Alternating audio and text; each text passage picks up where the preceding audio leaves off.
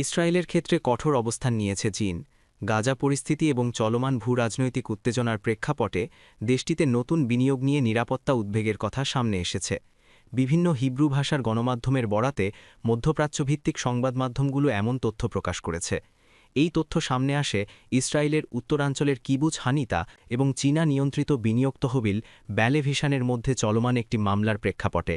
ব্যালেভিশন বর্তমানে হানিতা লেন্সেস নামের একটি ইন্ট্রাঅকুলার লেন্স উৎপাদনকারী প্রতিষ্ঠানের প্রায় ৮০% মালিকানা নিয়ন্ত্রণ করে। কারখানাটি ইসরায়েলের উত্তর সীমান্তের কাছে অবস্থিত। মামলার নথি অনুযায়ী কিবুচ হানিতা ব্যালেভিশনের বিরুদ্ধে প্রায় $১,১০,০০,০০০ ক্ষতিপূরণ দাবি করেছে। অভিযোগে বলা হয়, পূর্ববর্তী একটি চুক্তি অনুযায়ী ব্যালেভিশনের কাছে বাকি শেয়ার কেনার অপশন ছিল, কিন্তু নির্ধারিত সময়ের মধ্যে সেই অপশন কার্যকর করা হয়নি।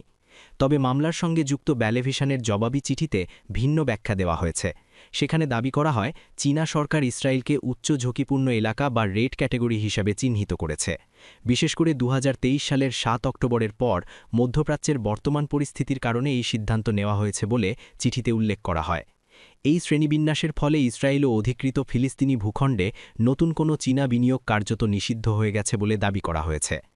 ব্যালেভিশনের বক্তব্য অনুযায়ী এই সরকারি বিধিনিষেধের কারণে তারা নতুন করে মূলধন বিনিয়োগ করতে পারছে না, ফলে চুক্তির শর্ত পূরণ করাও সম্ভব হচ্ছে না। ব্যালেভিশনের পরিচালক এবং হানিতা লেন্সেসের ভারপ্রাপ্ত প্রধান নির্বাহী কর্মকর্তা লিউ ইউসিয়াও গত ডিসেম্বর মাসে পাঠানো এক বার্তায় একই ধরনের বক্তব্য দেন। তিনি জানান, নতুন বিনিয়োগে বাধা থাকায় প্রতিষ্ঠানটি বর্তমানে শেয়ারহোল্ডার ঋণের ওপর নির্ভর করে পরিচালিত হচ্ছে। নতুন মূলধন যোগ করা যাচ্ছে না। এছাড়া ব্যালেভিশনের দাবি, গত ৩ বছরে প্রতিষ্ঠানটির কার্যক্রমে $১.৫ কোটি বেশি ক্ষতি হয়েছে এবং বিপুল অঙ্কের ঋণও জমেছে। এসব অভ্যন্তরীণ আর্থিক সংকট চুক্তি বাস্তবায়নের পথেও বড় বাধা হয়ে দাঁড়িয়েছে বলে তারা জানিয়েছে। তবে গুরুত্বপূর্ণ বিষয় হল, এখনও পর্যন্ত চীনা সরকারের পক্ষ থেকে আনুষ্ঠানিকভাবে ইসরায়েলের নতুন বিনিয়োগ নিষিদ্ধ করার কোনো ঘোষণা দেওয়া হয়নি। দেশটির বাণিজ্য মন্ত্রণালয় বা সংশ্লিষ্ট কোনো সরকারি সংস্থা এই দাবির সত্যতা নিশ্চিত করেনি। বর্তমানে চীন ও ইসরায়েলের সম্পর্ক নানা ভূরাজনৈতিক চাপে পরিবর্তনের মুখে রয়েছে। দীর্ঘদিন ধরেই দুই দেশের সম্পর্ক প্রযুক্তি, অবকাঠামো এবং বাণিজ্যিক সহযোগিতার উপর ভিত্তি করে গড়ে উঠেছে। সাম্প্রতিক বছরগুলোতে দ্বিপাক্ষিক বাণিজ্যের পরিমাণ $১৬ বিলিয়নেরও বেশি ছিল। যুক্তরাষ্ট্রের পক্ষ থেকে প্রযুক্তি হস্তান্তর ও জাতীয় নিরাপত্তা নিয়ে উদ্বেগ প্রকাশ করা হলেও চীন বিভিন্ন ইসরায়েলি খাতে বিনিয়োগ অব্যাহত রেখেছিল। তবে অন্যদিকে নিজ দেশে মার্কিন ও ইসরায়েলি কিছু সাইবার নিরাপত্তা পণ্যের ব্যবহারে নিষেধাজ্ঞার মতো পদক্ষেপও নিয়েছে বেইজিং, যা জাতীয় নিরাপত্তার যুক্তিতে ব্যাখ্যা করা হয়েছে।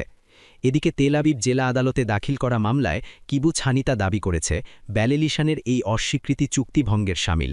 এতে কারখানার আর্থিক সংকট আরও গভীর হচ্ছে বলে অভিযোগ করা হয়েছে।